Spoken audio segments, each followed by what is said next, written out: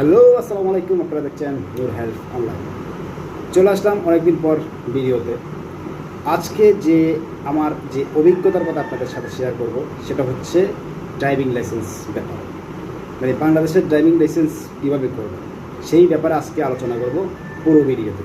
ভিডিওটি দেখার আগে অবশ্যই চ্যানেলটি সাবস্ক্রাইব করে রাখবেন এবং পাশে থাকার বেল আইকনটি ক্লিক করে রাখবেন যাতে পরবর্তী ভিডিওটি আপনার কাছে পৌঁছায়। তো শুরু করা যাক আজকের যে আলোচনা। সেটা হচ্ছে আপনি ড্রাইভিং লাইসেন্স, বাংলাদেশের ড্রাইভিং লাইসেন্স আপনি কীভাবে করবেন। প্রথম হচ্ছে আপনি একটা অনলাইনের মাধ্যমে আপনি আবেদনটা করলেন। অনলাইনে আবেদন লিঙ্কটা আমি কিন্তু ভিডিও ডিসক্রিপশানে দিব। তাহলে বন্ধুরা, দালাল ছাড়া কীভাবে ড্রাইভিং লাইসেন্স করবেন? আপনাকে এক মুহূর্তের জন্য দালাল কাছে যেতে হবে না। তাহলে আপনি কীভাবে দালাল ছাড়া আপনি ড্রাইভিং লাইসেন্স করবেন? ধরুন একটা এক্সাম্পল আমি দেখে, একটা মোটরসাইকেল ড্রাইভিং লাইসেন্স করতে আপনার কী কী প্রয়োজন সেটা আমি আপনাদেরকে বলি। একটা ড্রাইভিং লাইসেন্স করতে আপনার প্রথমে হচ্ছে আপনার একটা ভোটার আইডি কার্ড, তারপর হচ্ছে আপনার একটা মেডিকেল সার্টিফিকেট, তারপর হচ্ছে আপনার শিক্ষাগত যোগ্যতা একটা সার্টিফিকেট, 8 পাস হোক, HSC হোক, যে কোনো একটা হলেই হবে।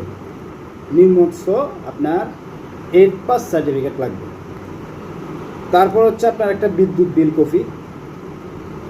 এই কয়টা হলো? আপনার লাগবে ভোটার আইডি কার্ড এবং মেডিকেল সার্টিফিকেট, শিক্ষাগত যোগ্যতা সার্টিফিকেট এবং একটা বিদ্যুৎ বিল কপি। এই 4টা জিনিস হলে আপনি আপনার যে ড্রাইভিং লাইসেন্সটা করতে পারছেন না, ওই ড্রাইভিং লাইসেন্সটা আপনি নিজে করতে পারবেন। মানে আপনি কোনো দালালের মাধ্যমে এবং কোনো দালালের কাছে যেতে হবে না। সেটা আপনি কিভাবে করবেন? ভিডিও ডিসক্রিপশন বক্সে আমি যেভাবে করবেন ওই লিঙ্কটা, আমি অনলাইন লিঙ্কটা আমি ভিডিও ডিসক্রিপশনে দেবো। তো সেখান থেকে আপনারা ওই ড্রাইভিং লাইসেন্সটা আপনার নিমিশে করতে পারবেন, মানে কোনো দালালের হেল্প ছাড়া। যখন আপনার আবেদনটা করবেন, আবেদনটা করার শেষে আপনাকে এরকম একটা লার্নার কপি থাকবে, এরকম একটা লার্নার কপি দেবে। যখন আপনি সম্পূর্ণ পেমেন্ট করে দেবেন, ব্যাংক আপ করে দেবেন, অনলাইন থেকে এরকম একটা লার্নার কপি দেবে। ওই লার্নার কপিতে আপনার এখানে আপনার ডেট চলে আসবে, আপনার কোন দিন আপনার পরীক্ষা, কোন দিন আপনি পরীক্ষা দিতে পারবেন, ওই ডেটটা চলে আসবে। তো ওই ডেটটা ছিল আমার 3/9/2025। আমি নিজে গিয়ে আমি পরীক্ষা দিয়ে আসলাম ড্রাইভিং লাইসেন্সের জন্য। এটা হচ্ছে একটা মোটরসাইকেল লাইসেন্স। আপনি অবৈধভাবে গাড়ি চালাবেন কেন? আপনি বৈধভাবে গাড়ি চালান, আপনার পুলিশের বাপও আপনাকে বলবেন, ঠিক আছে? একটু বৈধভাবে গাড়ি চালাবেন, কোনো সমস্যা নেই। এটা হচ্ছে একটা লার্নার কপি। কীভাবে করবেন লাইসেন্সটা? এই লার্নার কপি হওয়ার পরে আপনাকে যে ডেটটা দেবে, এই ডেট অনুযায়ী আপনি চলে যাবেন আপনার যে ঠিকানায় আপনি লাইসেন্সের জন্য দিচ্ছেন। এখানে দেখতে পাচ্ছেন ওই উপরে ওই ঠিকানা থাকবে, মানে আপনি কোন জায়গায় অ্যাপ্লাইয়ের জন্য দিচ্ছেন, ওই অ্যাপ্লাই নামটা এখানে থাকবে, ডিস্ট্রিক্টের নামটা থাকবে। তো ওই অনুযায়ী আপনি চলে যেতে পারবেন। যাওয়ার পরে আপনাকে কী কাজ করতে হবে? আপনাকে সাথে করে এই লার্নার কপিটা নিয়ে যেতে হবে এবং একটা কালো কলম নিয়ে যেতে হবে। আরেকটা কথা, এখানে আপনি নিচে দিয়ে সুন্দরভাবে লেখা আছে, নিচে দিয়ে সুন্দর করে লিখে দিছে, অনলাইন আবেদন দাখিলের সময় ভুল তথ্য এবং ভুয়া জাল সংযুক্ত প্রদান করা হলে লার্নার ড্রাইভিং লাইসেন্স এবং স্মার্ট কার্ড বাতিল করা হবে। কিন্তু ভুলেও আপনি কোনো ভুয়া সার্টিফিকেট এবং কোনো ভুয়া ভোটার আইডি কার্ড দিয়ে আপনি এই লার্নার কপি করতে যাবেন না, তাহলে আপনি বিপদের সম্মুখীন হতে পারেন। কারণ এটা হচ্ছে একটা অনলাইন প্ল্যাটফর্ম এবং সরকারি কর্মকর্তাদের জন্য। তো যাই হোক, আপনি এটা পাওয়ার পরে আপনি যখন ওই ঠিকানায় যাবেন, ওই ঠিকানায় গিয়ে সাথে করে তো এটা নেবেনই, সাথে করে একটা কলম নিয়ে যাবেন, কালো কলম। ওইখানে কিন্তু আপনার একটা লিখিত পরীক্ষা নেবে এবং আপনার প্র্যাকটিক্যালি একটা পরীক্ষা নেবে এবং আপনার হাতের ফিঙ্গার ছবি এগুলো নেবে। নেওয়ার পরে প্রথমে যাওয়ার পরে আপনি এইটা নিয়ে সিরিয়ালে দাঁড়াবেন। তো সিরিয়ালে দাঁড়াতে গেলে কি লাগবে, যে আপনার যে নাম্বার দিয়ে আপনি এই লার্নার কপি আবেদন করেছেন ওই নাম্বারটা লাগবে, ওই নাম্বারের সাথে মোবাইলটা লাগবে। যখন আপনি লাইনে দাঁড়াবেন, লাইনে দাঁড়ানোর পরে আপনাকে ডাকা হবে যে আপনার নাম্বার একটা ওটিপি কোড যাবে। ওটিপি কোডটা আপনার বলতে হবে। বলার সাথে সাথে আপনার ওই যে এই প্রোফাইলটা কম্পিউটারের সামনে চলে আসবে।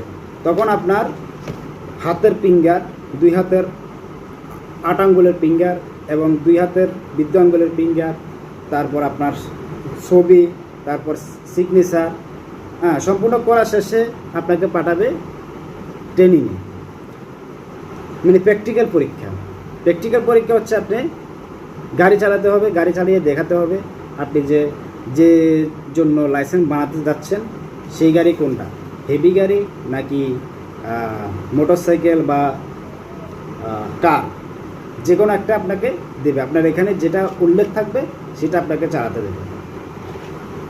আমারটা কিন্তু মোটরসাইকেল, আমি মোটরসাইকেলের জন্য করছিলাম, তো আমাকে মোটরসাইকেলে দিয়েছিল। তো মোটরসাইকেল যখন আপনাকে দেবে চালাতে, আপনি যদি কমপ্লিটভাবে চালিয়ে দেখা দিতে পারেন যে আমি পারি, ঠিক আছে, তো আপনাকে ওইখান থেকে আপনার 3টা সাইন নেবে। 3টা সাইন নিয়ে আপনাকে আবার উপরে পাঠিয়ে দেবে। উপরে পাঠিয়ে দেবে একটা আপনার লিখিত একটা পরীক্ষা নেবে। ওই পরীক্ষা পাশ করলে আপনি আপনার যে লাইসেন্সটা আপনি হাতে পাবেন। তো সেটা ওইখানে অনেক প্রশ্ন থাকে আপনার গাড়ির ব্যাপারে। ওই গাড়ি ওখানে ছবি তোলা নিষেধ, এই জন্য ওইখানে ছবি তোলা হয় না, আপনাদেরকে আমি দেখাতে পারছি না। ওইখানে আপনার যে প্রশ্নটা দেয়া হয় ওই প্রশ্ন অনুযায়ী উপরে প্রশ্ন থাকবে এবং নিচে প্রশ্নের উত্তর। 10টা প্রশ্ন থাকবে। ওই 10টা প্রশ্নের ভিতরে আপনার 20 মার্কের পরীক্ষা, একটা প্রশ্নতে 2 মার্ক। আপনাকে 10 মার্ক পেতে হবে। 10 মার্ক পেলে আপনি পাস।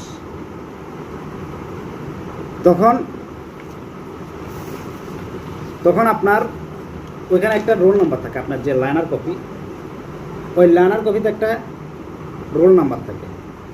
ওই রোল নাম্বারটা আপনার যে পেপারটা দেবে ওই পেপারে আপনার নাম এবং আপনার রোল নাম্বারটা উপরে লিখবেন।